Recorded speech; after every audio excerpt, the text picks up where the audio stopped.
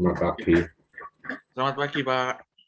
Ya, Terima kasih telah menyempatkan waktunya, Pak, untuk dapat jadi narasumber di eh, konten kami di LPM. Nama saya Aldo dari Teknik Industri Angkatan 19, Pak. Di sini saya bertugas untuk mewawancarai Bapak di konten kami ini, Pak. ya, ya, ya, ya. Apa cerita-cerita apa ini? Jadi konten kami ini yang kedua ini tentang apa ya? Topik suka duka menjadi dosen itu, Pak. Seperti materi besarnya itu tentang suka dukanya Bapak ketika menjadi dosen. Jadi ya, jadi dosen itu menyelami hidup panggilan. Artinya panggilan hidup itu eh, eh, kita tidak bisa memilih gitu. Kita tidak bisa memilih jalurnya ternyata kamu harus mengembangkan generasi selanjutnya kayak gitu.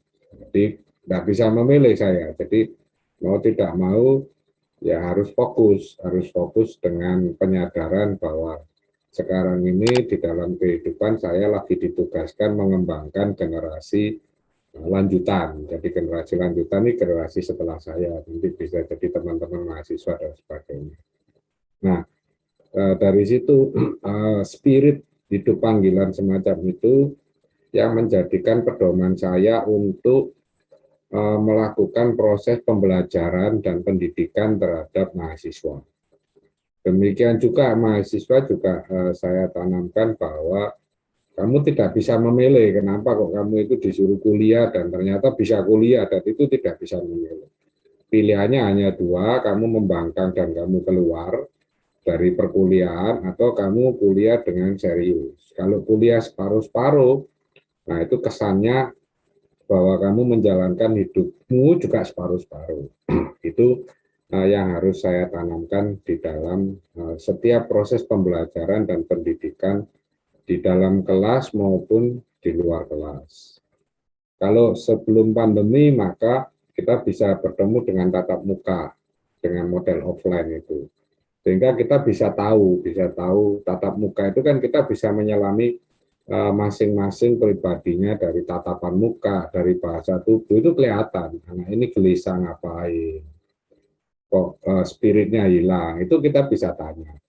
Apakah ada masalah keluarga, masalah hidupnya, itu kompleks banget itu di situ. Karena kita menghadapi manusia yang hidup, bukan benda mati kan gitu kondisinya. Ini suatu kali hal-hal semacam itu yang menjadikan sedikit model hambatan pembelajaran dan pendidikan yang ada, yang saya lakukan. Saya tidak melihat di luar negeri dan sebagainya, tapi yang saya hadapi di sini. Jadi konteks pendidikan dan pembelajarannya itu mulai dari spirit hidup sampai dengan penanaman kompetensi di dalam bidang ilmu dan kompetensi di dalam life skill, keterampilan bertahan hidup, keterampilan bertahan hidup. Jadi ya ini yang saya renungkan ya. Jadi dosen ini hidup panggilan yang ya harus mengembangkan generasi selanjutnya, mengisi kompetensi, mengisi keterampilan hidup, menanamkan spirit-spirit hidup, menanamkan spirit-spirit untuk bisa hidup bersama dengan masyarakat dan mengembangkannya.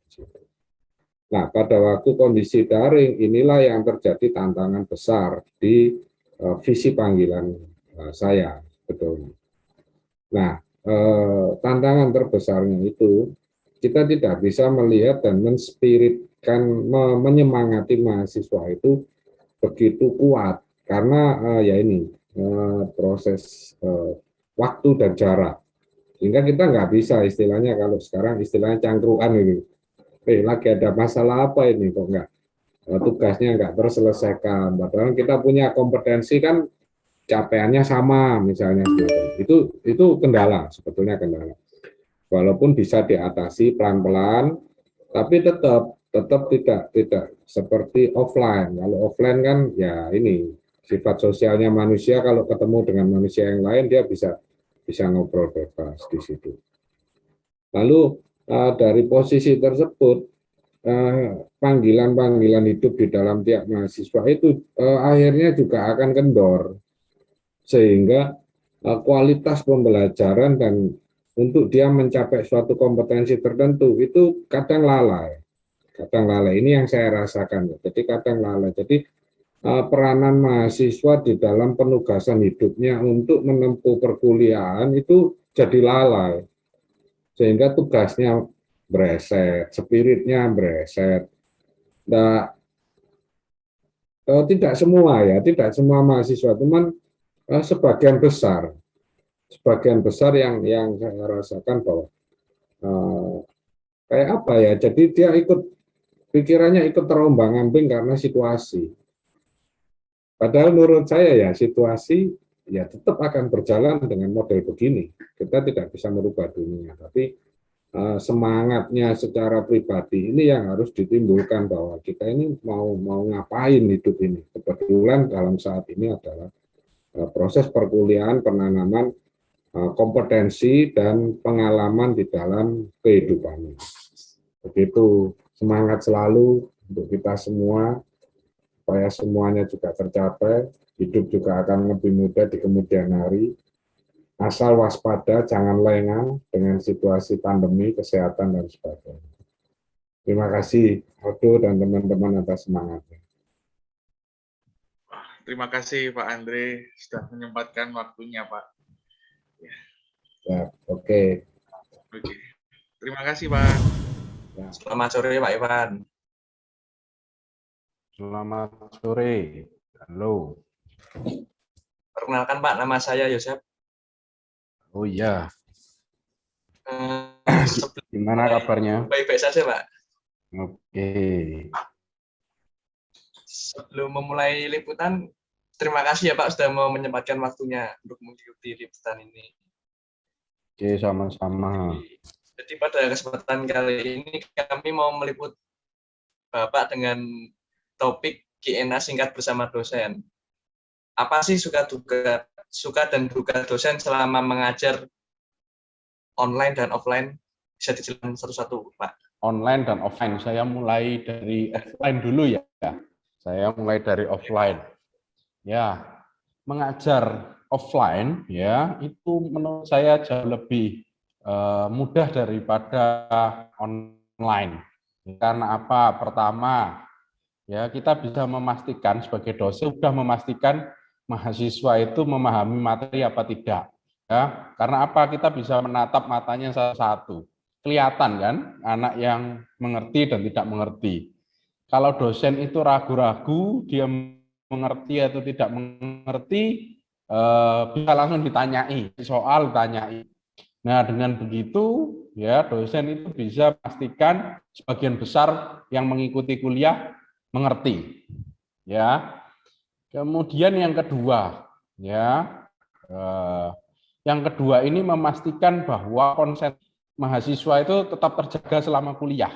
Nah, kalau kita melihat mahasiswa mulai jenuh, ya kita sebagai dosen bisa menyelingi gitu ya, memberikan selingan. Tapi kalau offline ya kan nggak bisa ya, itu pertama. Yang kedua ini memastikan bahwa konsentrasi mahasiswa itu tetap terjaga selama kuliah.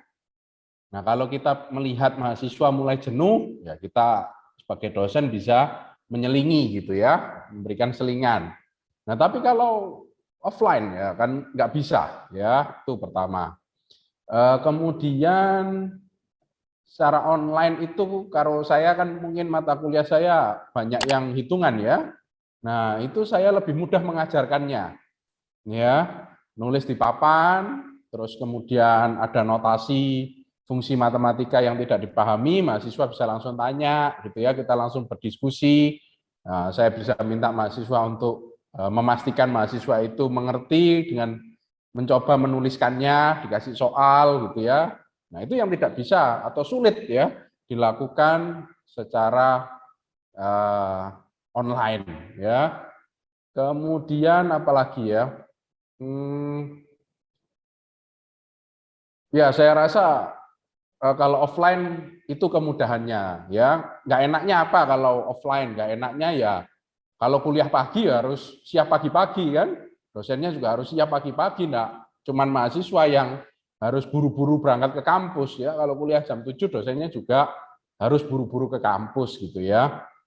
Berangkat ke kampus. Kemudian nggak enaknya lagi lebih capek ya, karena kita berdiri terus.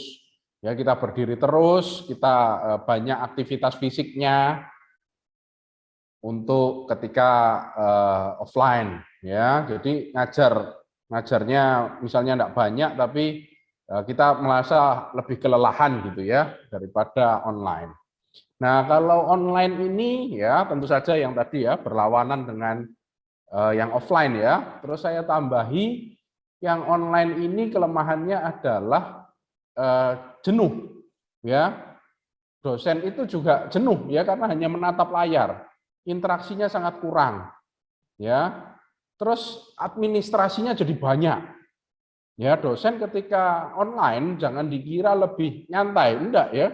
Administrasinya dosen itu jadi lebih banyak ya. Kita harus membuat bukti kuliah, membuat laporan kuliahnya bagaimana. Kemudian kalau online itu kan harus ada input, proses, outputnya ya, di mana paling tidak kita memberikan mahasiswa tugas.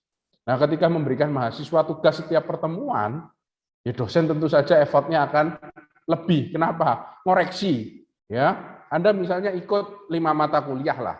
Ya, Anda mengerjakan tugas setiap minggu berarti 5. Nah, dosen kalau ngajar 5 mata kuliah, ngoreksinya berapa coba? Ya, satu kelas isinya 20 misalnya dikali 5, ya bisa 100 ngoreksinya. Nah, dan di dalam ngoreksi itu kan dosen membuat evaluasi. Oh, ini paham atau tidak? Belum lagi, oh ini contoh-contohan apa enggak? Ya. Nah, waktu ujian juga kesulitan ya. Dosen kesulitan memberikan soal kalau online. Bagaimana menjaga agar mahasiswa itu tetap bekerja secara mandiri. Ya, tidak contoh-contohan. Ya, kalau offline kan kita bisa langsung jaga di kelas, kita memastikan ya sehingga tidak ribet ya menyiapkan soalnya. Nah, saya biasanya ngetriknya adalah ketika membuat soal ya kalau hitungan ya bisa pakai NRP Anda gitu ya. NRP setiap anak beda-beda, nah hitungannya jelas akan berbeda. Yaitu mengurangi risiko melakukan cheating ya di antara mahasiswa. Ya kurang lebih gambarannya seperti itu, Yosep, yang bisa saya ceritakan. Baik Pak, ini ada pertanyaan lagi, bisa ya Pak ya? Silakan. Kalau sejauh ini menurut Bapak sendiri, Bapak lebih prefer ke online atau offline Pak, dan apa alasannya? Oh, kalau di masa pandemi ini saya tentu saja prefer online. Tetapi kalau sudah landai seperti sekarang, saya prefer tetap kembali ke offline. Saya prefer kembali ke offline ya, meskipun saya harus berkorban ya, itu bangun lebih pagi ya. Terus kemudian harus siap-siap kalau pagi itu kan lebih crowded ya, tingkat macetnya lebih tinggi karena semua berangkat bersamaan dan seterusnya. Ya, saya rela berkorban itu untuk mengajar secara offline sih kalau saya. Ya. Karena ya sudah jenuh juga mengajar online ini ya. Kita ada gangguan internet gitu ya. Ya dosen juga tidak terlepas dengan gangguan internet pasti. Ya, internetnya source-nya cuma satu. Ya kan? Nah, kayak ini saja kamu mau wawancara. Ya, saya terpaksa pindah tempat yang saya pastikan internetnya smooth ya, makanya ada delay tadi. Gitu Yosep. Baik Pak, ini pertanyaannya cukup 2 saja ya Pak ya. Sudah cukup menjawab Pak jawabannya. Oke, sudah?